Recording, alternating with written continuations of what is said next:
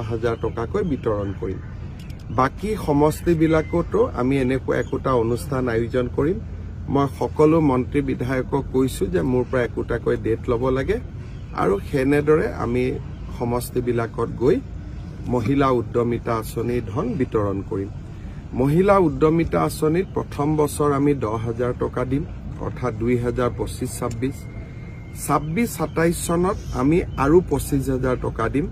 12,500 বেংকৰ পৰা আমি লৈ দিম, 12,500 আমি দিম আৰু সুদ দিব নালাগে।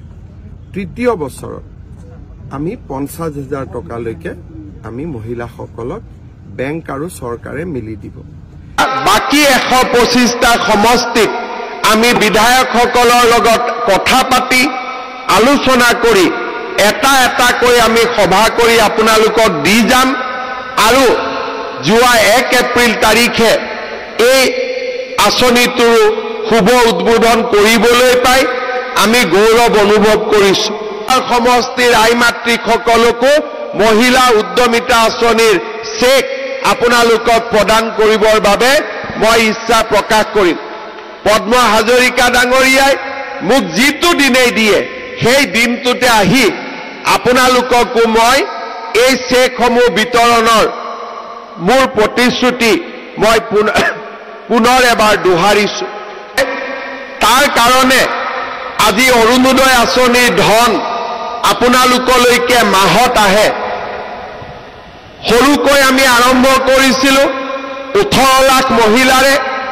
চাওঁতে চাওঁতে এই বছৰ আমি প্ৰতিটো সমষ্টিত আৰু অসমত 40 লাখ মহিলাক আমি অৰুণোদয় আঁচনি প্ৰদান কৰাৰ দিশত আগবাঢ়িছো। নদুৱাৰ সমষ্টিটো নিৰ্বাচন হৈছে। পদ্ম হাজৰিকা ডাঙৰীয়াই মোক কৈছে যে সকলোৱে পাইছে, কিন্তু 2-3 হাজাৰ মহিলা এতিয়াও অৰুণোদয়ৰ পৰা বাদ পৰি গৈছে।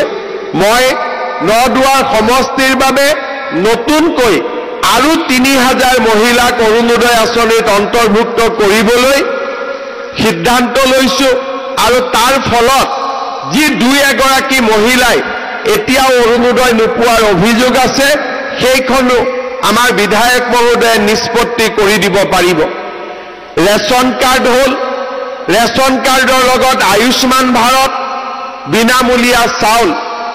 এইবাৰৰ পৰা আমি ৰেচন কাৰ্ডৰ লগত দালি, নিমখ আৰু চেনি বজাৰতকৈ কম দামত আপোনালোকৰ হাতত তুলি দিম।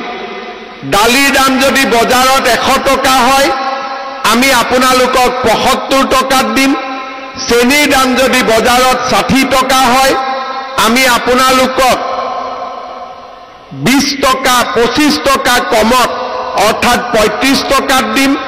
আৰু যদি নিমখৰ দাম বজাৰত 30 টকা হয় আপোনালোকক আমি 20 টকা দামত দিম। অৰ্থাৎ দৰিদ্ৰ মধ্যবিত্ত পৰিয়ালটোক সহায় কৰাৰ বাবে আমাৰ যি প্ৰচেষ্টা সেই প্ৰচেষ্টা অব্যাহত থাকিব। চাউল, দালি, নিমখ, চেনি এই গোটেইবিলাক আপোনালোকে যাতে সুলভ মূল্যত কিনিব পাৰে তাৰ ব্যৱস্থা আমি হাতত ল'ম আৰু পৰ্যায়ক্ৰমে আৰু বহুত সামগ্ৰী, চাহপাতো মই এনেকৈ বিনামূলীয়া দিয়াৰ কথা চিন্তা কৰি আছো। ভৱিষ্যতলৈ এনেকৈ সামগ্ৰীবিলাকো আমি আগবঢ়াই গৈ থাকিম। অসমৰ প্ৰতিগৰাকী 3টা কাম আমি কৰিম। শিক্ষাৰ বাবে দেউতাক মাকে চিন্তা কৰিব নালাগে, ল'ৰা ছোৱালীৰ শিক্ষাৰ পুৰা কাম মামাই কৰিব।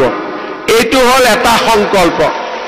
দ্বিতীয় হ'ল মহিলাসকলে নিজৰ উপাৰ্জনেৰে নিজৰ ভৰিত থিয় দিব। আৰু তৃতীয় হ'ল যে আমাৰ অসম